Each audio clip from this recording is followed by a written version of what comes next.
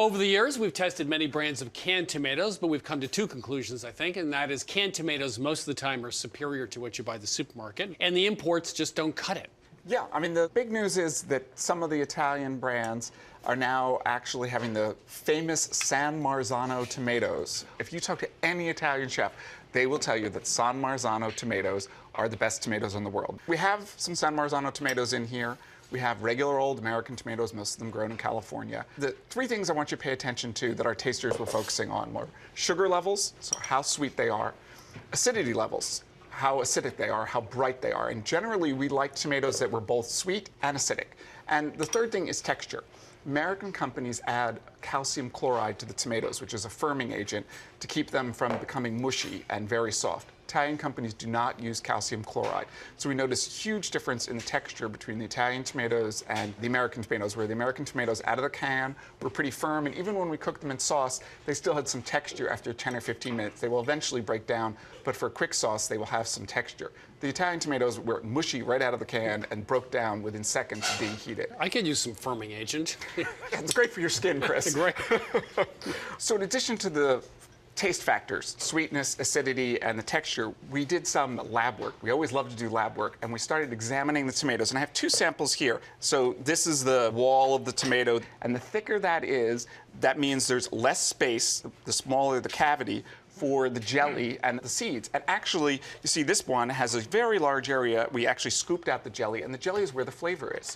And so with mechanical harvesting, over time, they've been breeding the tomatoes to have thicker walls and smaller areas for the jelly, which means you get a lot of tough tomato and not a lot of flavor.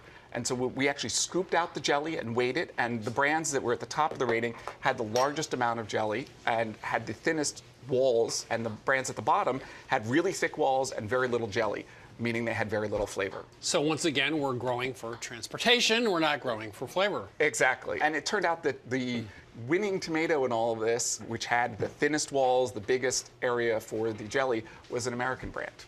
So. Yes! Yes! So, okay. So this one was tasteless, had no sweetness, it was watery, and wasn't firm. These two were firm, these two weren't.